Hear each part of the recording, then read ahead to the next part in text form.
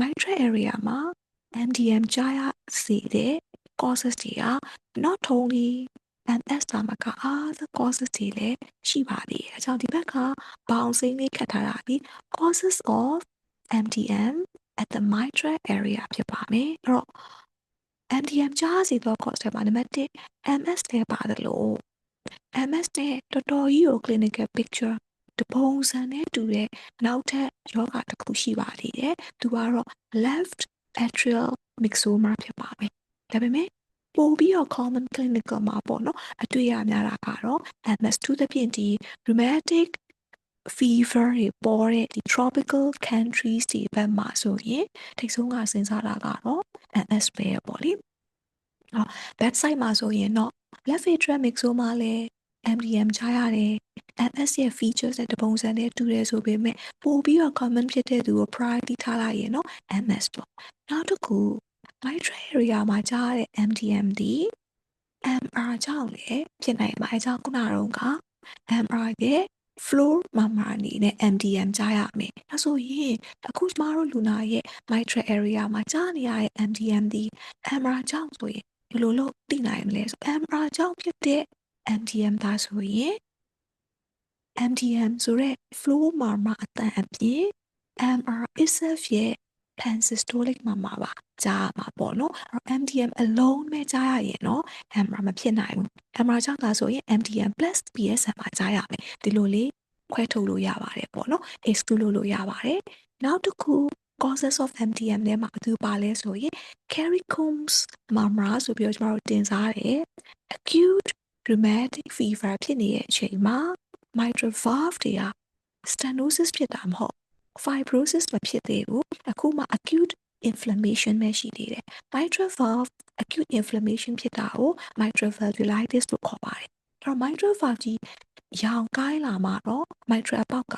ကျဉ်းသွားတဲ့အတွက် MDM ကိုထွက်ပေါ်စေပါတယ်အဲ့ဒီ acute rheumatic fever မှာ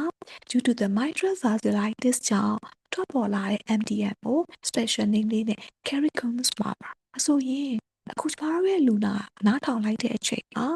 ကြားရတဲ့ MDM at the mitral area ဒီ Kerry-Coombs murmur မဖြစ်နိုင်ဘူးလားဘယ်လို exclude လုပ်မလဲအဲ့တော့ဒီ MDM က Kerry-Coombs murmur ဒါဆိုရင်သူက acute rheumatic fever ဝင်လို့ဖြစ်တာဖြစ်တဲ့အတွက်ဒီလူနာမှာ MDM အတန်အပြင် acute rheumatic fever ရဲ့ other features တွေပါရှိရမယ် acute rheumatic fever other features တွေဘာမှမရှိပဲ MDM အလုံး at the mitral area မှာပဲကြားရရင်တော့ဒါ Kerry-Coombs murmur မဟုတ်တော့ဒီလို exclude လုပ်လို့ရပါတယ်ဒါဆို acute rheumatic fever ရဲ့ other features တွေကဘာတွေလဲဆိုရင်တော့ကျွန်တော်ငယ်တော့ကချက်ခဲ့မှုတဲ့ Jones criteria လေးကိုပြန် remind လုပ်မှဖြစ်ပါမယ်။အဲ့တော့ကျွန်တော်တို့ Jones criteria ဆိုတာ for the diagnosis of acute rheumatic fever မှာသုံးပါတယ်။သူမှာ major criteria minor criteria ရှိပါတယ်။ major criteria ကို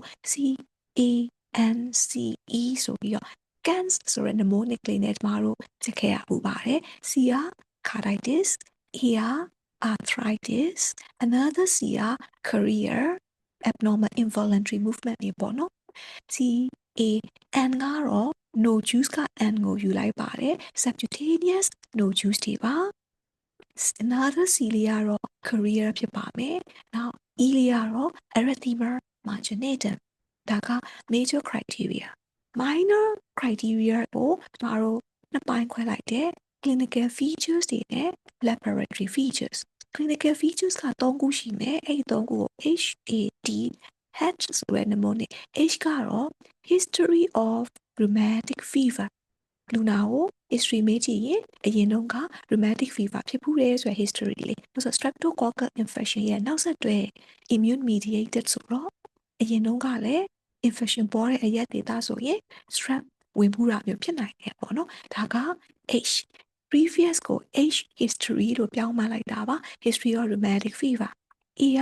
arthralgia T က temperature ပါ temperature ဆိုတော့ fever ကိုပြောင်းပြီးတော့မှတ်ထားရပေါ့နော်အဲ့ဒီ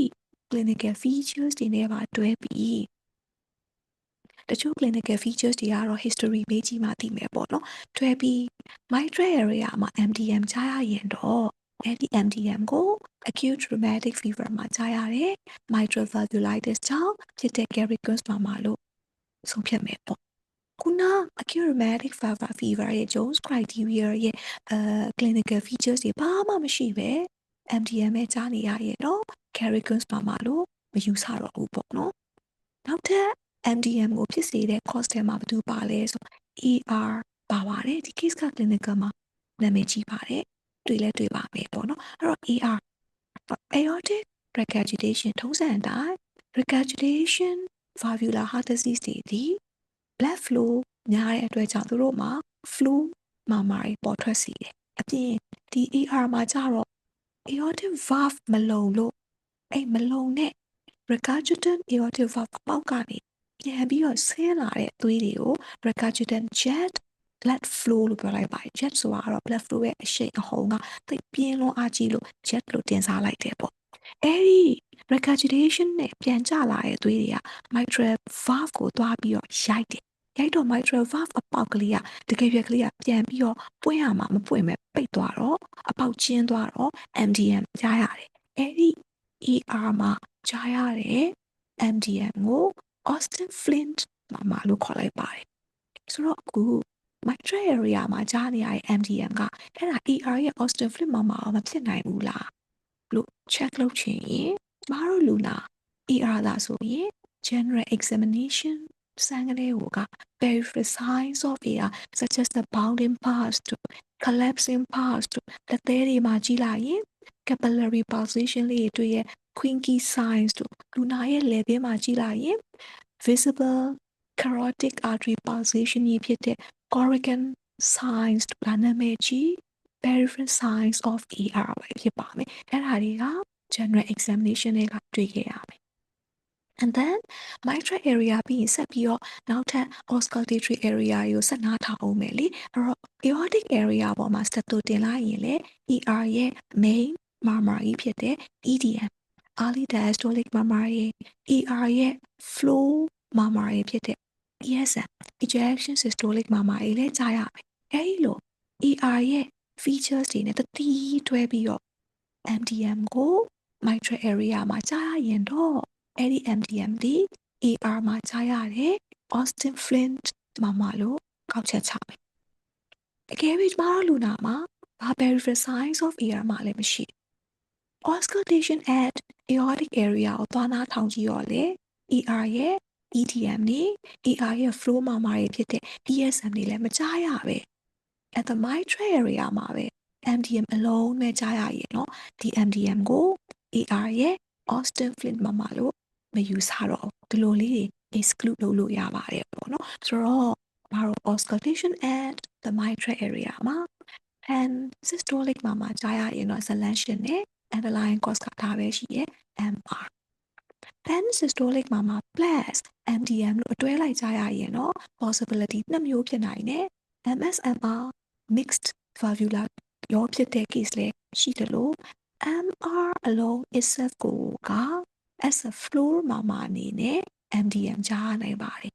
ဒီနှစ်ခုဒီ echo နဲ့မှာပဲခွဲလို့ရမယ် clinically ခွဲလို့မရတဲ့အတွက်ကြောင့်ကျမတို့ဒီ clinical examination အပြီးမှာ diagnosis ထုတ်ရင်နှစ်မျိုးစလုံးလုပ်လို့ရတယ်နှစ်မျိုးလုံးဖြစ်နိုင်ပါတယ်လို့ပြောလဲရတယ်ဒါပေမဲ့ကိုတစ်ခုခုကို diagnosis အနေနဲ့ clinical diagnosis တွေနဲ့ပြောလိုက်လဲရတယ်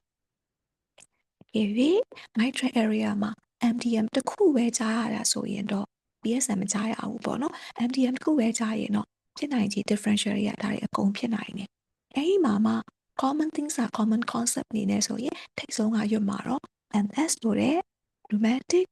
valvular heart disease mitral stenosis ပြီးတော့မှ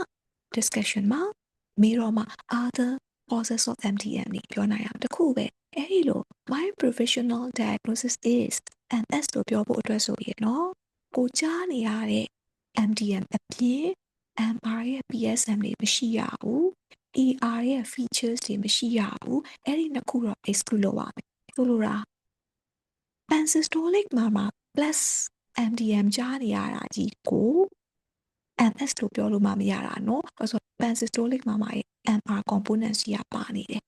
အလားတူပဲ mitral area မှာတော့ MDM တစ်ခုပဲကြားရပြီး aortic မှာ ER ရဲ့မာမာကြီးရှိနေအောင်မေ့ပြီး MDM ကြားရတယ်ဒါကြောင့် MS လို့သွားပြောလို့တော့မရဘူးပေါ့နော်အဲကြောင့် mitral area မှာ MDM ကြားရရင် MDM အလုံးပဲလား MR ရဲ့ PSM ကိုကြားရသေးလား MDM ပဲလား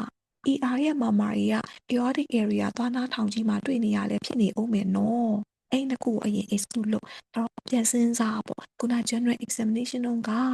AR ရဲ့ peripheral signs တွေတွေ့ခဲ့လားဒါတွေနဲ့ပြန် check လုပ်ပြီးမတွေ့ခဲ့ဘူး regurgitations တွေ features တွေမှမတွေ့ခဲ့ဘူးကိုတွေ့ရအခုမှ MDM at mitral area ပဲသိကြရဲဆိုရင်เนาะဒီမှာပဲ diagnosis ကို MS လို့ပြီးလို့ရပါတယ် left atrial myxoma ကိုဖြစ်နိုင်ဘူးလားဖြစ်နိုင်ပါတယ်ဒါပေမဲ့ပိုပြီးတော့ common ဖြစ်တဲ့ MS ကိုပဲထိတ်ဆုံးဘေးကကျင်ပြီးတော့ diagnosis ပေးပါမယ်